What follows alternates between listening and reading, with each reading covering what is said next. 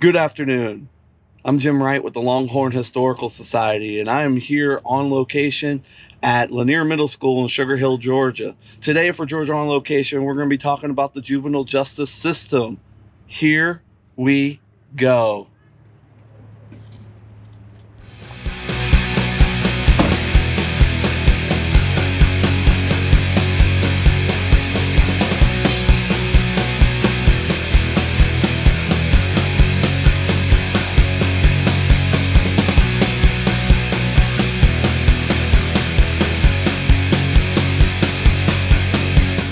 All right, good afternoon. Welcome to the Georgia on Location podcast. Today we're going to talk about juvenile justice. So I have the pleasure of having our SRO and two Sugar Hill City Marshals to come talk to us. Thank you all for coming. I really appreciate your service and what you do for the community, and the stuff that you're going to say today is going to be awesome. So Good. Let's go ahead and jump on in.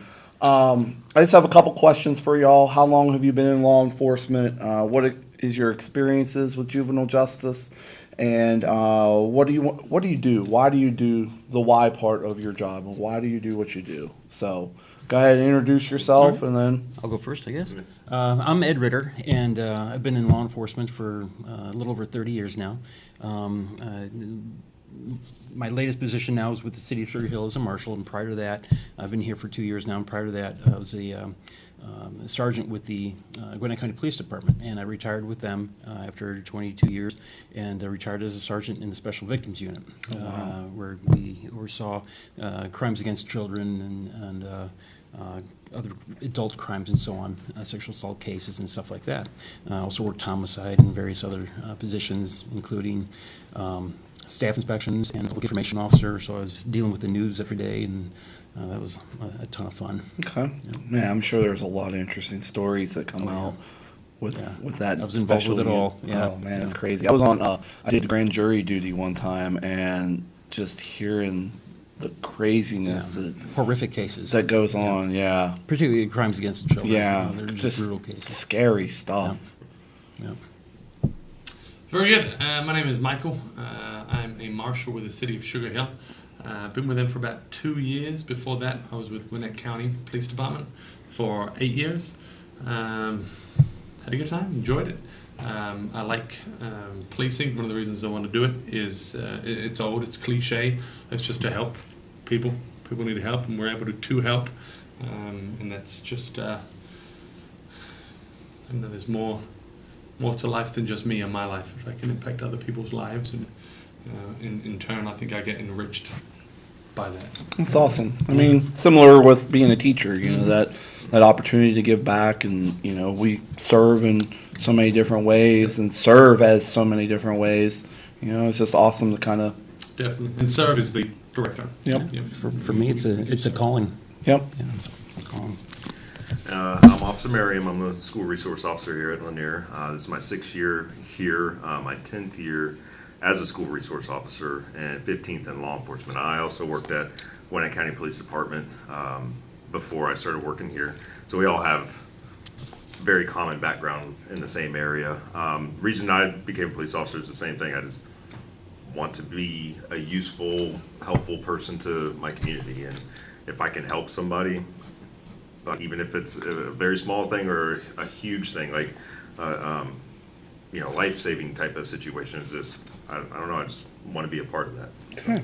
Very cool. Very cool. Thank you all for your introductions. We're going to go ahead and jump into juvenile justice. So our first topic is going to be talking about the difference between delinquent and unruly behavior. So I thought I would bring 3 experts on this, and you could tell us the differences between delinquent and unruly behavior. Very good.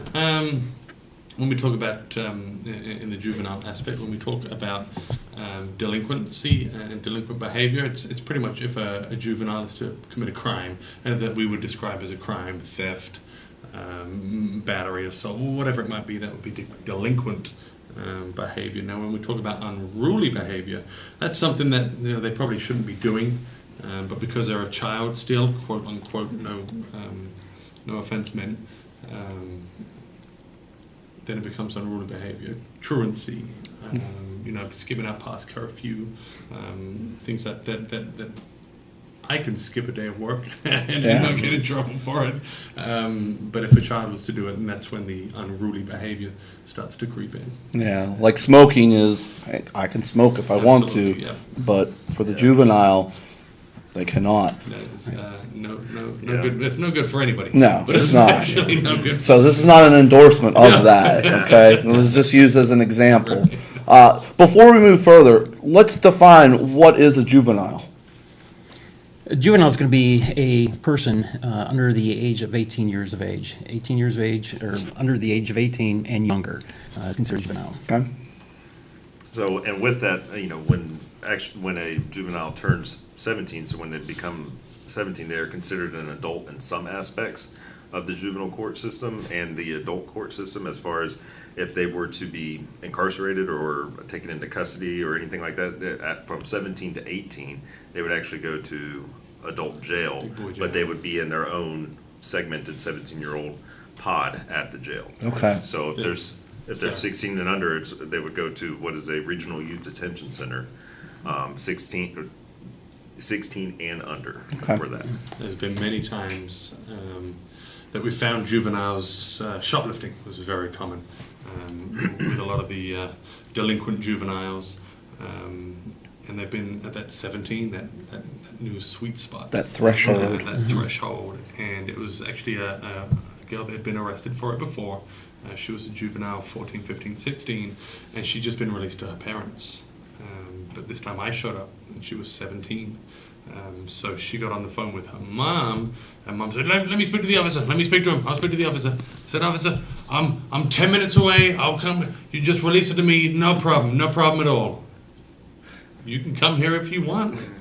We are not going to be here. We're going to be at Gwinnett County Jail with your daughter. Because of that threshold. Because that threshold, she went straight to jail. And that, I could tell when I first got there, she had an attitude of, Can't do anything. can't do anything. Man. Oh, you 17. Rude awakening. It changed real fast. It changed real fast. Okay.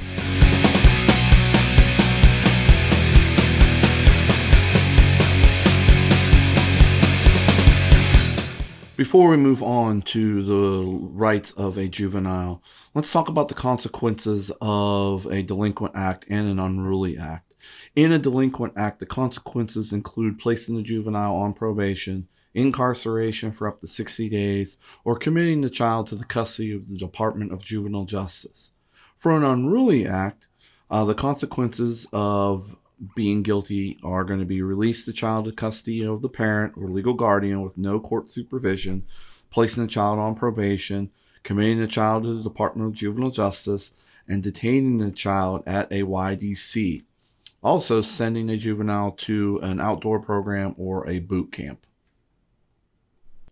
While the juvenile has many of the same rights that an adult has, there are a few additions to these rights that are afforded to the juvenile. One of these is that the right to have a parent or guardian present before they can be questioned by the authorities. Another right they have is not to have their names or photographs made public. They have 2 phone calls instead of 1 for the adult. Just as an adult, they are not to self-incriminate themselves. And they have the right to not be placed with adult offenders. And they also have a right for parents to be contacted immediately. Unlike adults, in order for a juvenile to be taken into custody, law enforcement officer must only have probable cause that the juvenile committed an offense. Can you elaborate more on the juvenile justice process?